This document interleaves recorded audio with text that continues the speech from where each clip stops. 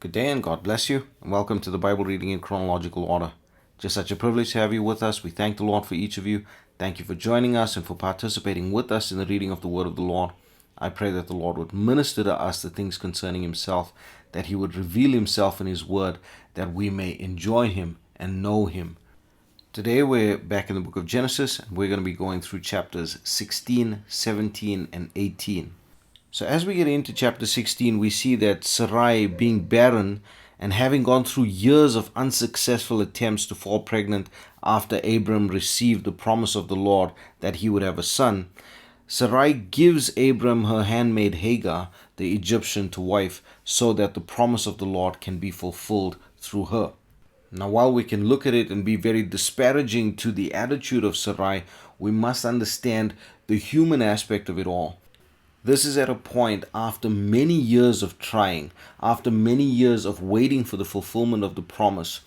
And so you can understand the difficulty that she's facing now, as well as knowing that she is getting older and Abram is getting older. And so this is quite a difficult period for them. I can't imagine that it would have been an easy thing for her to give her handmaid to Abram. And so, yes, this was a terrible thing that had happened, but we can understand it from a human perspective as well. But then we see that when Hagar falls pregnant, that she despises Sarai, and Sarai deals very hardly with her so that Hagar actually flees. And an angel appears to Hagar and tells her to return to Sarai and to submit to her. And the angel of the Lord gives her a name for the child and pronounces a blessing over him. And so then we see that Ishmael is born. And then we get to chapter 17, and in chapter 17 we see that God gives Abram a sign, or rather a token of the covenant. Abram's name is changed to Abraham, and Sarai's name is changed to Sarah.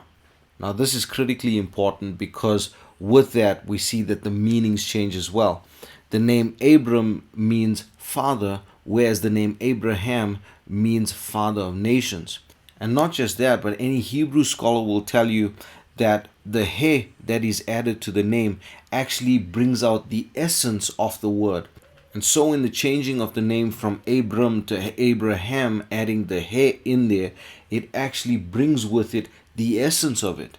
And also when we look at the name of God, YHWH, we see that Abram takes on a part of God's name to become Abraham, and Sarai as well takes on a part of the Lord's name to become Sarah. And so it is a very important name change and a very deep one once you get into the study of it.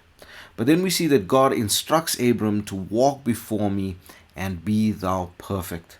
And then we see that circumcision is instituted to all males in the household and lineage of Abraham, and this is a sign for him of the covenant with the Lord. And then we see that the Lord promises to fulfill his promise to Abraham through Sarah. But then amazingly, when Abraham receives the promise of the Lord and this covenant of the Lord, Abraham laughs and asks God to use Ishmael, but God refuses this. And God tells Abraham to name the promised child Isaac, and confirms that his covenant will be established with Isaac, but he will bless Ishmael as well. And so then we get to chapter 18, and here we see that the Lord with two angels visit Abraham, and Abraham entertains them. And here again the Lord tells Abraham that Sarah will bear a son. And Sarah, upon hearing this while in the tent, laughs. And this is a very strange thing, but a beautiful thing as well in the way that the Lord handles it, because both Abraham and Sarah laughs when the Lord tells them this because of their earthly circumstance. But the Lord then says, you shall name the son Isaac, and Isaac means laughter. And so the Lord turns it around again, redeeming it for good. This does not mean that the Lord did not rebuke Sarah in this moment, but even through the rebuking, the Lord still gives them this promise, and he fulfills the promise, and in that he blesses that promise by naming this child Laughter. And so then the Lord reveals to Abraham his plan to destroy Sodom and Gomorrah because of the sin that is committed in that land, because of the evil that has overtaken that land. And then we see the most amazing bargaining happens between Abraham and the Lord as Abraham pleads for the city of Sodom not to be destroyed. Now it is so strange, as the Lord is much more merciful than us. Therefore it is strange to see man pleading for mercy when the Lord is about to bring destruction. But one thing we do not understand is that while we cry out for the Lord's mercy, we must also remember the holiness of the Lord. And through this bargaining as well, we see that the Lord has counted the people. The Lord knows how many righteous people are in the city. The Lord knows everything that is about that city. And the Lord knows that the only way is to destroy the city. But we as human beings have to come to grips with that. And that's what we see in this bargaining between Abraham and the Lord. Amazing, frightening, but also realizing the justice that needs to be carried out by the Lord, for He Himself is just. This is where we're going to leave it for today. I pray that the Lord would bless you and keep you. The Lord make His face to shine upon you. The Lord lift up His countenance upon you. The Lord give you peace. God bless you as you enjoy the reading of the Word today. Chapter 16. Now Sarai, Abram's wife, bare him no children. And she had an handmaid, an Egyptian, whose name was Hagar. And Sarai said unto Abram, Behold, now the Lord hath restrained me from bearing. I pray thee, go in unto my maid. It may be that I may obtain children by her. And Abram hearkened to the voice of Sarai. And Sarai, Abram's wife, took Hagar her maid, the Egyptian, after Abram had dwelt 10 years in the land of Canaan, and gave her to her husband Abram to be his wife. And he went in unto Hagar, and she conceived. And when she saw that she had conceived, her mistress was despised in her eyes. And Sarai said unto Abram, My wrong be upon thee. I have given my maid into thy bosom, and when she saw that she had conceived, I was despised in her eyes. The Lord judge between me and thee. But Abram said unto Sarai, Behold, thy maid is in thy hand. Do to her as it pleaseth thee. And when Sarai dealt hardly with her, she fled from her face. And the angel of the Lord found her by a fountain of water in the wilderness, by the fountain in the way to Shur. And he said, Hagar, Sarai's maid, whence camest thou, and whither wilt thou go? And she said, I flee from the face of my mistress Sarai. And the angel of the Lord said unto her, Return to thy mistress, and submit thyself under her hands. And the angel of the Lord said unto her, I will multiply thy seed exceedingly, that it shall not be numbered for multitude. And the angel of the Lord said unto her, Behold, thou art with child, and shalt bear a son, and shalt call his name Ishmael, because the Lord hath heard thy affliction. And he will be a wild man. His hand will be against every man, and every man's hand against him. And he shall dwell in the presence of all his brethren. And she called the name of the Lord that spake unto her, Thou, God, seest me. For she said, Have I also here looked after him that seeth me? Wherefore the well was called Beer-lahai-roi. Behold, it is between Kadesh and Bered. And Hagar bare Abram a son, and Abram called his son's name which Hagar bare Ishmael. And Abram was 86 years old when Hagar bare Ishmael to Abram. Chapter 17. And when Abram was 90 years old and 9, the Lord appeared to Abram, and said unto him, I am the Almighty God. Walk before me, and be thou perfect. And I will make my covenant between me and thee, and will multiply thee exceedingly. And Abram fell on his face, and God talked with him, saying, As for me, behold, my covenant is with thee, and thou shalt be a father of many nations. Neither shall thy name any more be called Abram, but thy name shall be Abraham, for a father of many nations have I made thee. And I will make thee exceeding fruitful, and I will make nations of thee, and kings shall come out of thee. And I will establish my covenant between me and thee and thy seed after thee in their generations for an everlasting covenant, to be a God unto thee and to thy seed after thee. And I will give unto thee and to thy seed after thee the land wherein thou art a stranger, all the land of Canaan, for an everlasting possession, and I will be their God. And God said unto Abraham, Thou shalt keep my covenant, therefore, thou and thy seed after thee, in their generations. This is my covenant which ye shall keep, between me and you and thy seed after thee. Every man-child among you shall be circumcised.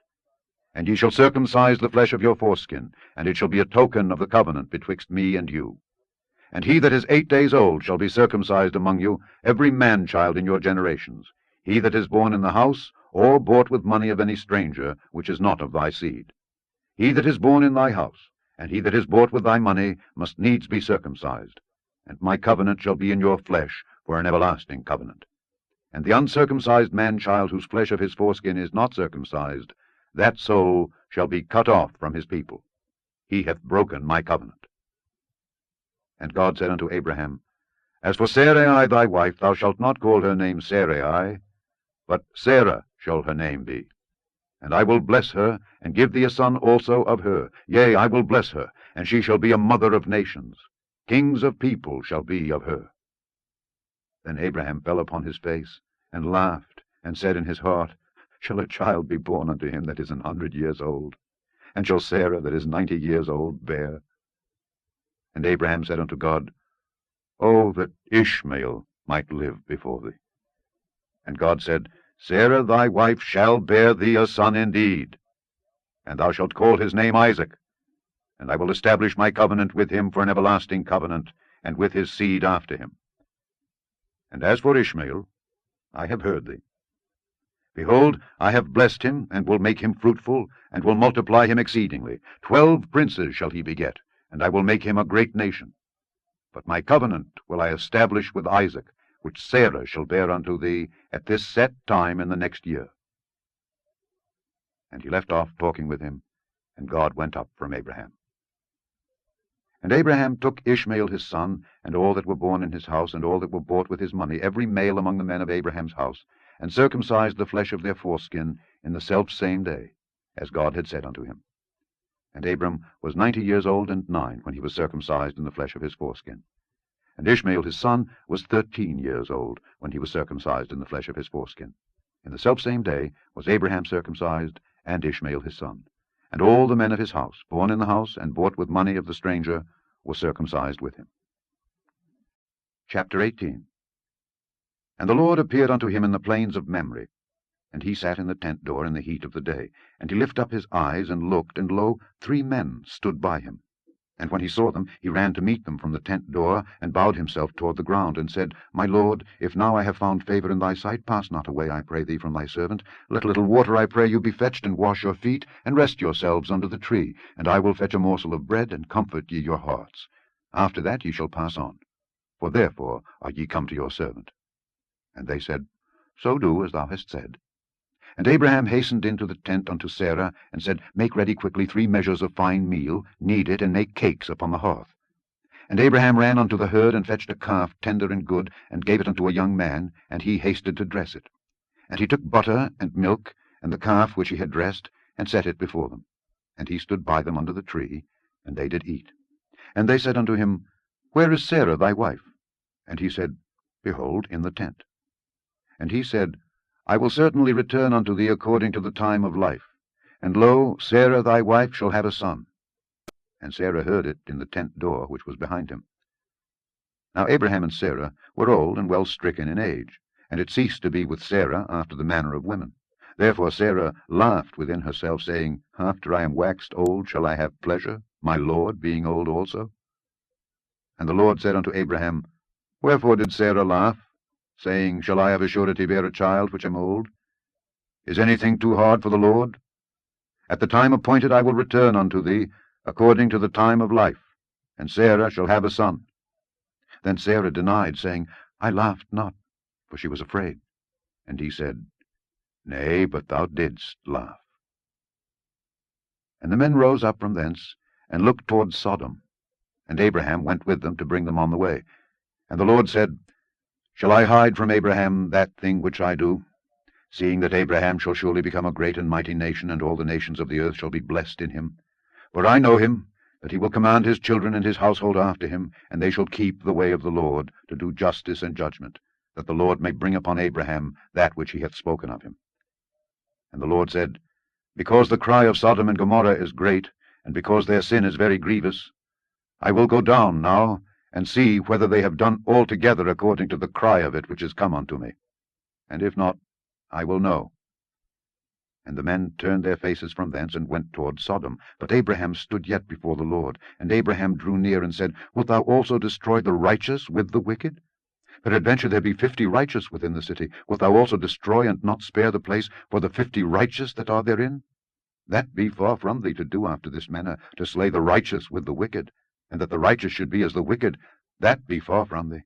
Shall not the judge of all the earth do right? And the Lord said, If I find in Sodom 50 righteous within the city, then I will spare all the place for their sakes. And Abraham answered and said, Behold, now I have taken upon me to speak unto the Lord, which am but dust and ashes. Peradventure there shall lack 5 of the 50 righteous.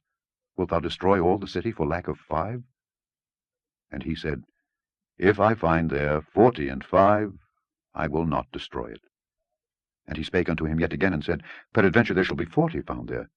And he said, I will not do it for 40's sake. And he said unto him, O, let not the Lord be angry, and I will speak. Peradventure there shall 30 be found there. And he said, I will not do it if I find 30 there. And he said, Behold, now I have taken upon me to speak unto the Lord. Peradventure there shall be 20 found there. And he said, I will not destroy it for 20's sake. And he said, O let not the Lord be angry, and I will speak yet but this once.